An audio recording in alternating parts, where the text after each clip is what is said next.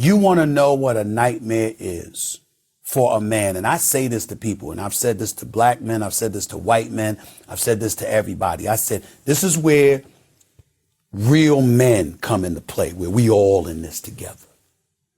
If you are a real man, you want to provide for your family. Mm-hmm. To those out there, you ain't a real man if you ain't thinking about providing for your family. You know what I'm saying? If you want to take all the money for yourself and you don't want to give nothing to anybody else and you want to leave everybody else hanging while you live the good life, that is not a man. A man provides. That's what men do when you have a family. Any man, I don't give a what ethnicity you are, when you have a concern as to how you're going to pay your bills, scary time. There is nothing worse. Scary. There is nothing worse. Because then you don't feel like you can be a man. That's right. Right. There's nothing worse. I don't care if you have a woman with money. You still don't feel like you're a man. You don't feel like you're a man. Right. Because it's like she could make $2 million a year. No matter. If you made $300,000 a year, to her $2 million, you still okay. Yes. Because you know you could provide for you. For the lifestyle. And you could provide for a certain lifestyle. Maybe not the lifestyle her salary gives you, right. But it ain't like you on the street. Right. You're buying food, you're paying for rent, you can travel. You're fine. Yeah. You don't have to make as much as her or whatever. But when you cannot provide at all, it is no worse feeling on the planet. That is as close to death spiritually as I've ever felt in my life, with the exception of losing my mother. Wow. What up, what up? It's H-Stoke G, back with another topic, back with another video. So the title of this video is gonna be, losing a job is a man's worst nightmare. So admin notes, thanks again to all the subscribers that have subscribed to my channel. I endeavor to keep pushing the videos out to give you leverage to better sales. So let's get into it. So why do I say that losing a job is a man's worst nightmare? Sorry about the dog, y'all. This dog is trying to holler at Diva.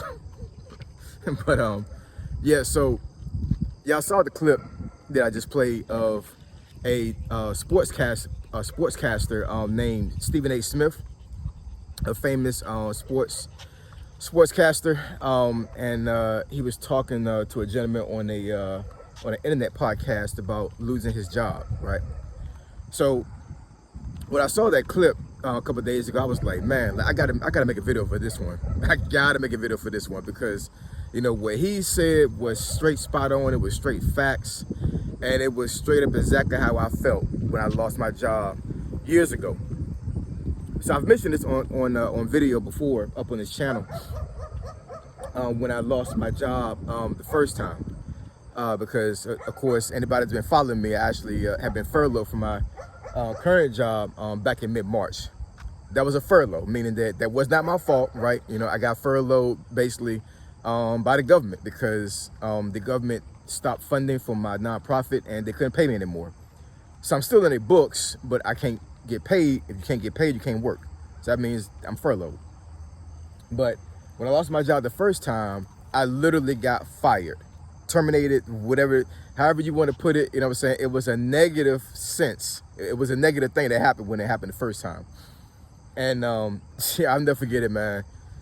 So stuff has started to build up over time before this happened. So it wasn't like, you know, like I walked in one day and they just felt like, oh, he's not a good fit, he needs to go. I had been at that job for, I would say, maybe about 1.5 years before this happened.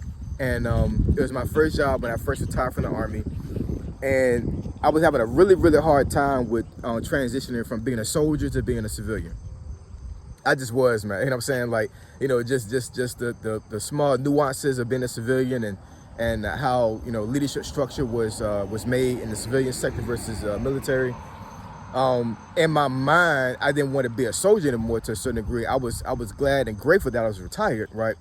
But, you know, 20 years of thinking a certain way, and then, you know, transitioning over to the civilian sector was not a good transition for me when it came to jobs. It just wasn't, you know what I'm saying? Right now, I'm straight, I'm good.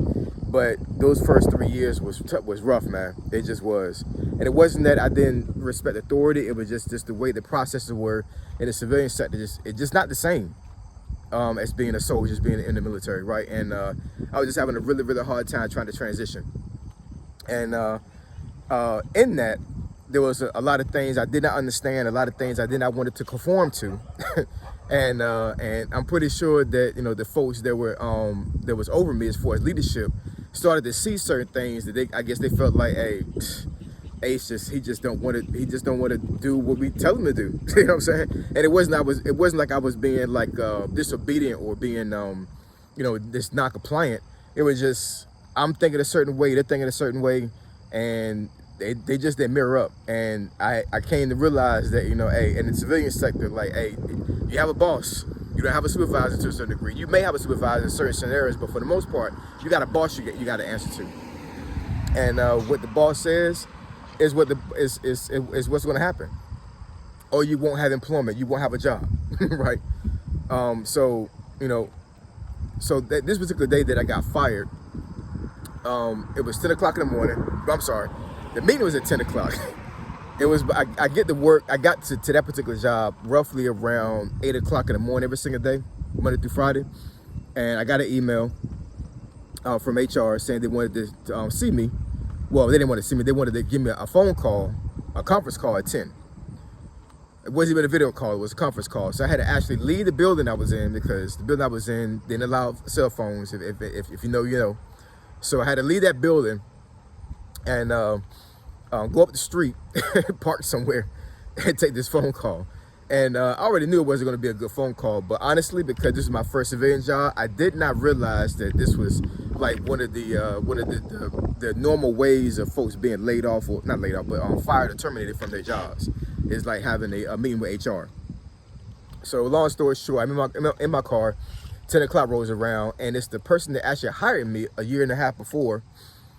It's my first line supervisor, HR, and I think another person.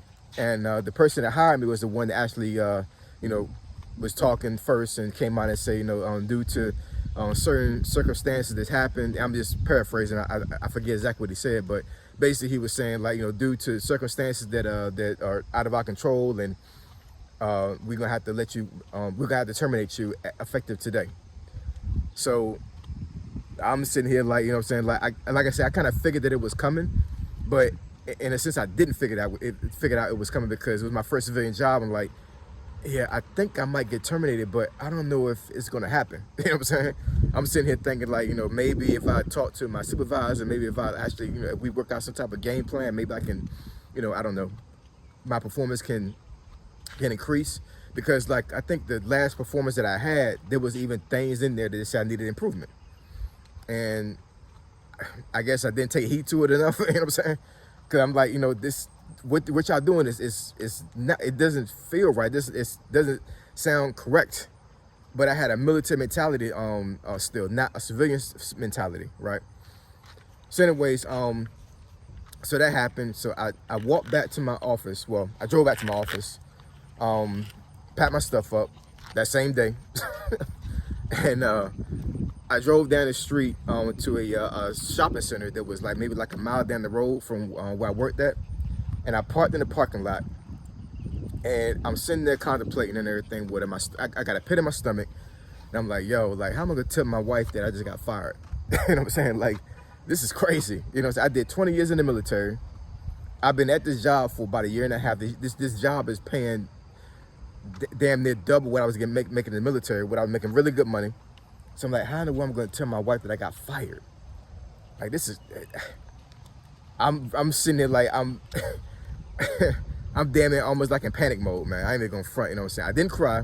I have to emphasize that, you know what I'm saying? But, you know, I had this fear, a dread that I never felt before in my life, you know what I'm saying? Because, you know, at that time, I did not have the residual income that I have now. I had some, because I had a retirement check, you know what I'm saying? But some of these other engines of avenue of approach that I have when it comes to money was not there at the time.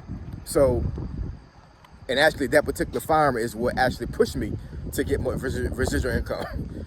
But I'm sitting here like, my retirement check is not paying. It's not even gonna pay half our bills. Not even half. We won't starve, right? But as far as like housing and things of that nature, like my retirement check is not it.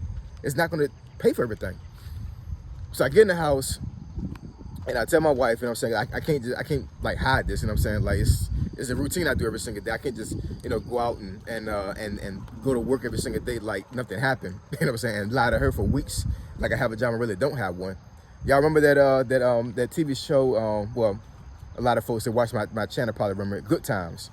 There was an episode up there one time where I think who was it? Was it I don't know if the people were related to James or Florida or what, but basically at the very end of the show, whatever, this black married couple that they knew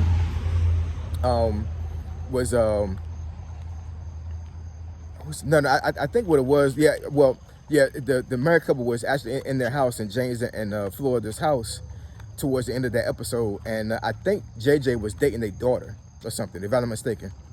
And long story short, the husband was leaving out the house for months, lying to his wife to not tell her that he had lost his job. And he was like in his, I think like 50s or 60s. And I guess whatever job he had, basically ageism had prevented him from getting another job. Like basically he had just went to the bar or something or whatever, like would just spend all day he would spend all day there, basically like waiting out his time, like as he was at work, and they come home and his wife had no clue. That's crazy. And, I mean, of course I'm a 70s baby, so I mean I watched that episode when I was in the 80s. I might have been, I don't know, maybe like 6 or 7 when I first saw the episode.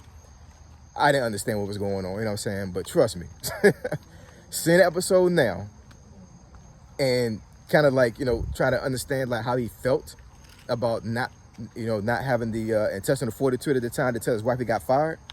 Yeah, that was crazy. But it's a real thing. Let me tell y'all something, man. Losing a job for a man, I don't think women understand like how bad that is for a guy that provides, a husband that has always been the breadwinner. And when you lose your job, regardless of how you lose it, whether you got fired, you got terminated, you got furloughed, you got let go, whatever terminology, whatever, specific way you got let go from your job or lost your job, does not matter. It is a husband's worst freaking nightmare. I'm telling you, it's nothing worse for me. It's nothing worse. So that's why I've been trying to navigate this furlough thing the best way I can. And trust me, thank God, thank the Lord for residual income. My goodness, for real. Like I said, it's not paying all the bills. So that's the reason why I had to get that little small 1099 job that I got in DC months ago.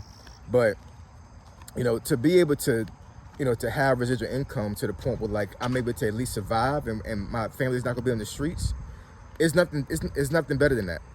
I'm telling you, it's nothing better than that, man. I'm telling you, it's crazy. But to lose a job, which I'm pretty sure a lot of, unfortunately, a lot of husbands, a lot of guys has happened to them recently in this 2025, and knowing you literally have nothing left, you have nothing. You've been living paycheck to paycheck, and your paycheck stops because you got fired.